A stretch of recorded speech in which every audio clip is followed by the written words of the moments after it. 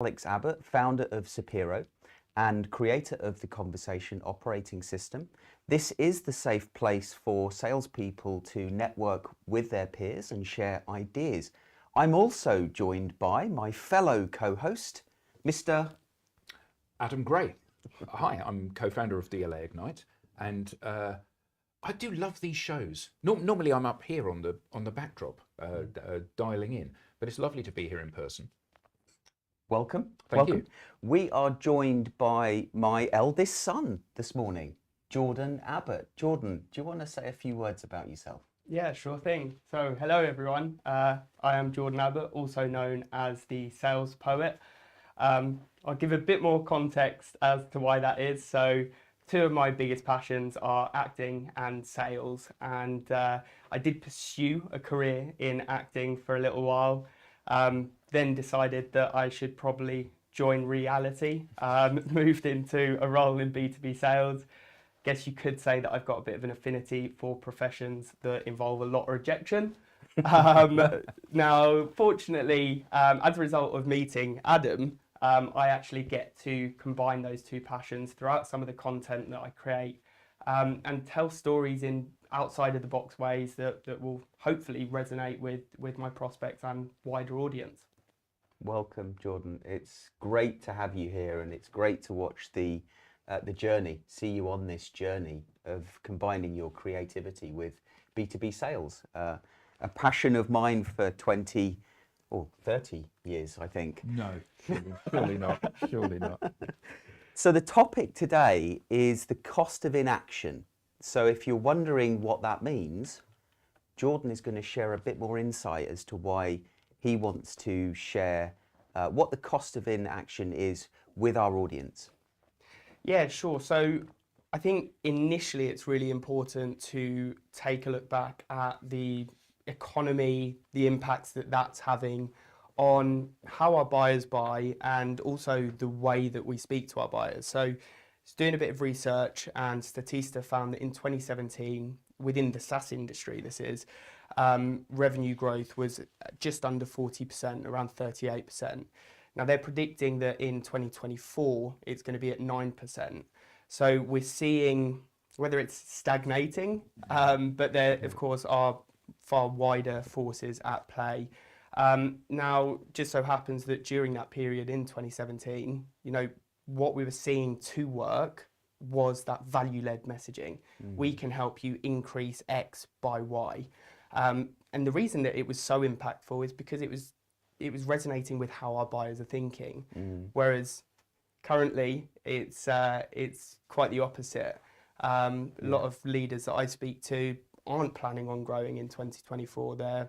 They've moved away from this growth at all costs mindset to a more conservative stance. And I think the reason that buyers aren't using anything that's vendor produced or vendor associated, according to the Trust Radius findings, is because we're still banging that same drum. We can help you increase so much, but it just doesn't align with how our buyers are thinking, the challenges that they're facing, the things that are keeping them up at night. Yeah. Well, certainly we're seeing a definite shift in mood, aren't we? Yeah. Whereas before it was, charge, and now it's kind of battening down the hatches for a significant storm.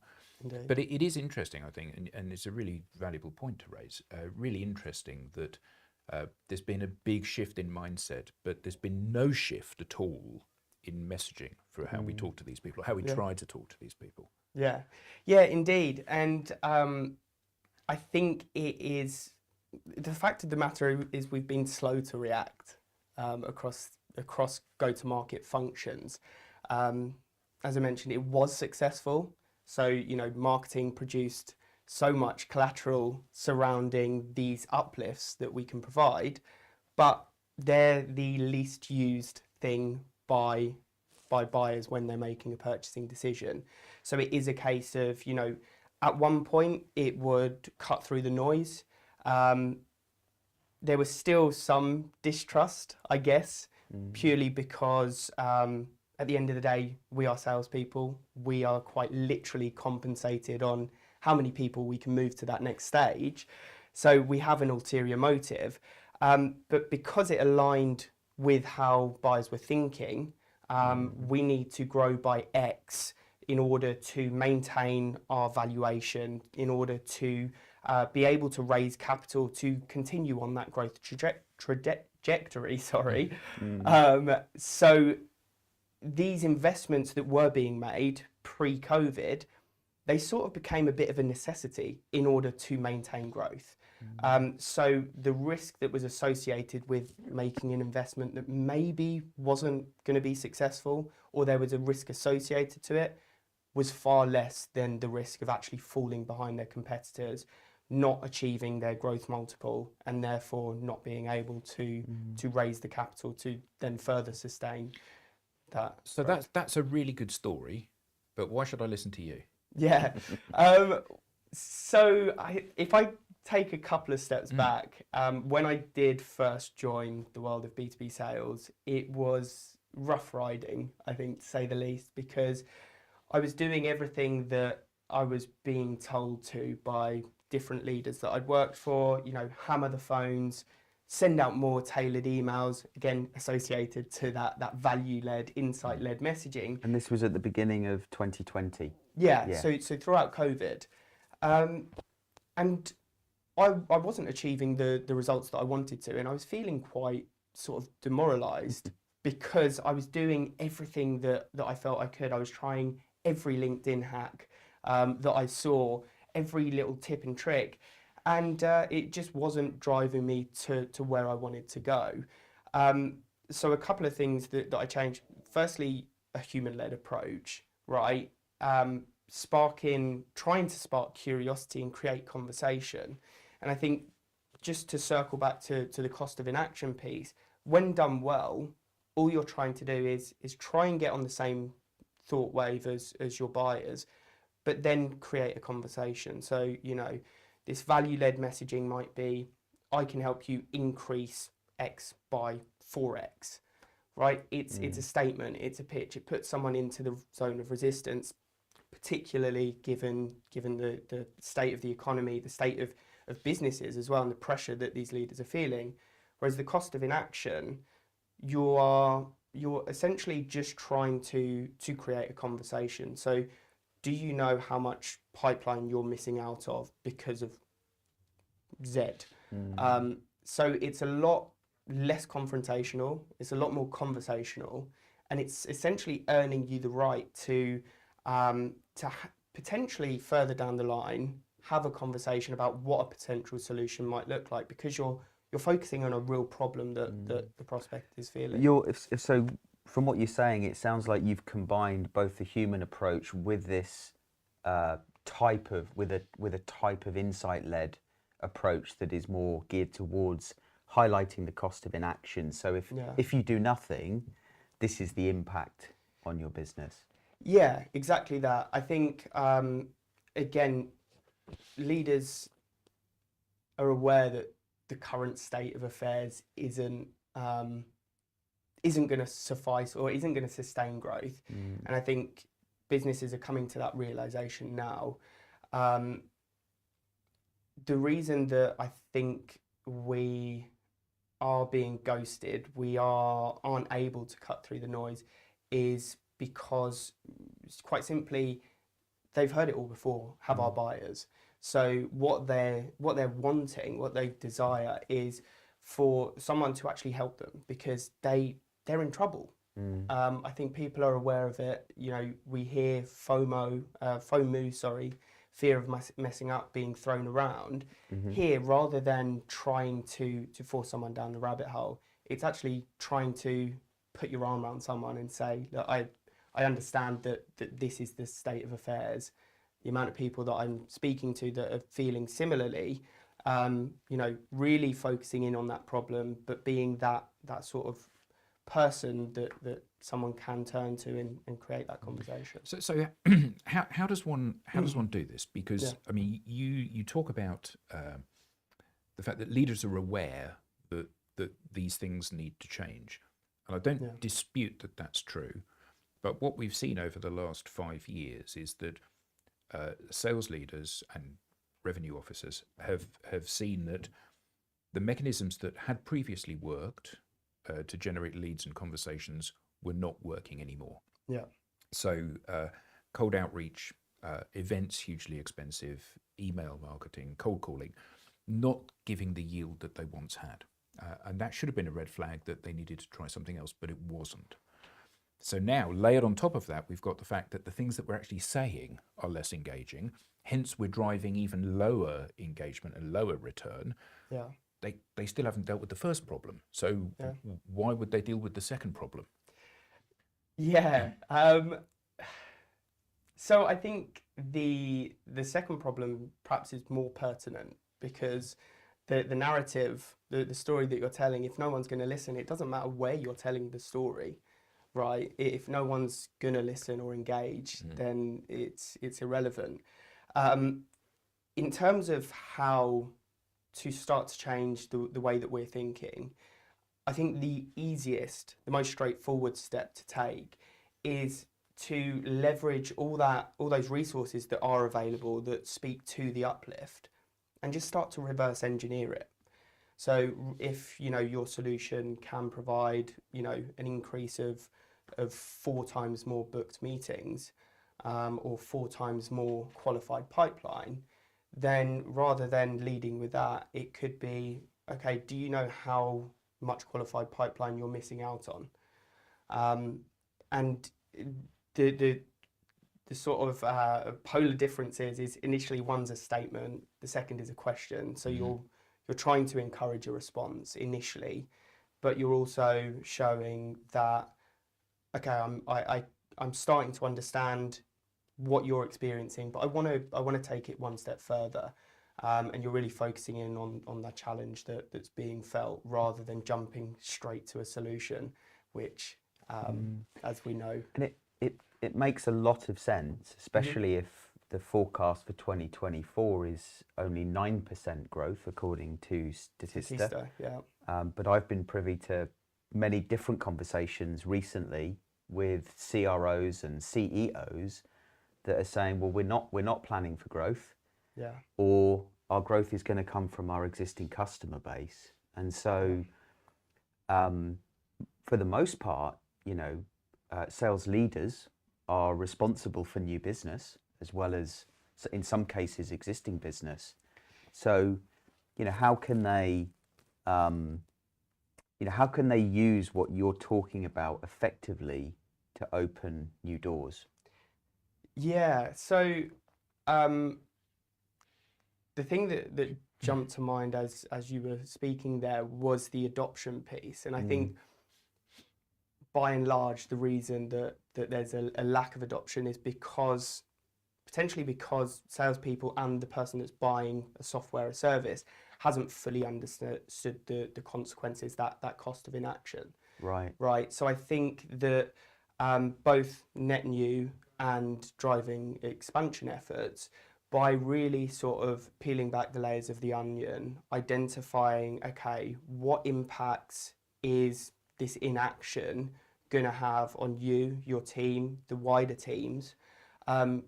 It's a mechanism to have those more in-depth conversations, and really get to the root of an issue, so that there's a deeper understanding. And then from there, as you said, you could sort of draw out or start to plan different phases, different things that you can do to deepen levels of adoption, and then drive further value within the client. Yeah, I mean, I guess that the end question to ask is, so if you don't do anything, you're going to continue what you're doing now, Yeah. and how's that working for you?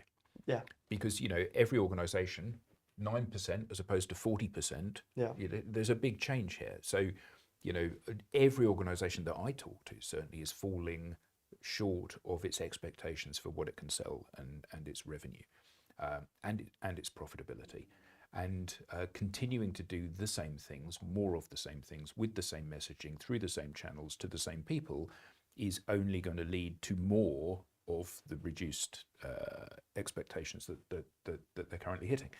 So how can they start to think about turning this?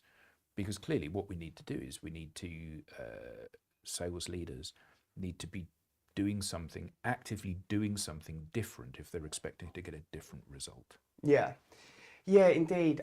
And again, so I think it definitely lies within changing the way that we're thinking initially, trying to change that narrative, that internal narrative. But additionally, taking into consideration the fact that people are driven more to not make a loss rather than to make a gain, and there's some science behind that. So the cumulative prospect theory, founded by Kahneman and Tversky, probably butchered the pronunciation there, but they found that people were twice as likely to avoid a loss rather than make a gain. Yeah. There's a ton of research that's been done, by various universities that's found this to be true. And I think when we think about it, we've likely experienced it as well. So, if someone says to you, pay me $5 or £5, and, in the future, you could make £5,000, that's gambling, or it could be seen as making an investment. Whereas on the other side of things, pay me $5 and in the future I could prevent you from losing £5,000. That's insurance, and the majority of people have insurance. So I think ensuring that we are aligning to that type of thinking. So the second, the insurance piece, that's aligned more closely to the cost of inaction and that type of messaging, whereas the pay me $5 and make 5,000, potentially make 5,000, that's that ROI led messaging. Yeah, and this idea of cost of inaction as a concept, let's say, you've been using successfully in your previous role, which, as you shared before we went on air, led you to 116%. One of the things that helped lead you to 116% of your number, which is great. Yeah. But equally, I think this concept, this idea of cost of inaction can be used with current pipeline, in terms of moving it forwards through the process, as well as helping to close out deals where perhaps buyers are struggling to build consensus with their peers effectively. Yeah, it's a really good point. So the way that I was using it, I was in a sales development role, and it was very much using that as a conversation starter, a way to buy myself the chance to actually have a more in-depth conversation. But additionally, if salespeople can start to identify those points throughout the sales process where the buyer is experiencing FOMO, they're experiencing that fear of messing up, and perhaps that's causing them FOFO, as you said. Or FOFO. Much more the sales narrative. Indeed. If they can start to identify those points where, perhaps the buyer is experiencing that or moving into that zone of resistance, they're fearing messing up, and then it's something that you can circle back to. Yeah. It's that good shared value. So here's an interesting thing. So we've had loads of comments. So good morning, everybody that has said good morning. We have a comment from Neil Johnson. So don't worry about your security settings. I was able to find who you are. And he says that he's just reading The Jolt Effect by Matthew and Ted at the moment. Has a lot of suggestions about how people can do this differently. Okay. And I think that the challenge for most salespeople and most organizations is that insights in these areas are not hard to find. Loads of people do loads of research. Andy Huff, who normally would be sitting here, is currently doing research on exactly this kind of thing. Yep. What's working in sales and what isn't, and how the sales environment is changing. So most people are aware of this. The challenge is that most people don't take action and behave differently. So they default back to the things that they did before because there's comfort in those. Even if those things are leading to a place that they know, which is zero results, they're still quite happy doing those things. So I guess because you've been very much at the sharp end of this, what are the things that I, as a salesperson, can do differently tomorrow to what I did yesterday that are likely to drive some of these conversations? Because the kind of the abstract ideas about, well, we need to have more aligned messaging, what does that look like? Yeah. Okay, it's a tough one. I think really it boils down to, I think it boils down to the individual. I pride myself on my ability to test different ideas and consistently optimize my approach. And it's a really tough one given the state of affairs where people are scared of making mistakes, the salesperson themselves, because of the pressure that's being put on them by organizations. So it can feel like walking a bit of a tightrope sometimes. But I think if we know that the data is telling us that this isn't working, what's the harm in trying something else? But what's the saying? Fail fast, learn faster. Something along the lines of that. And it's not necessarily failing if you're getting 0 responses. Yeah, how much worse you get? Yeah, what have you got to lose? Yeah. And I think that's really, excuse me, that's really interesting. And you're a fantastic case study of this. So you're working at an organisation.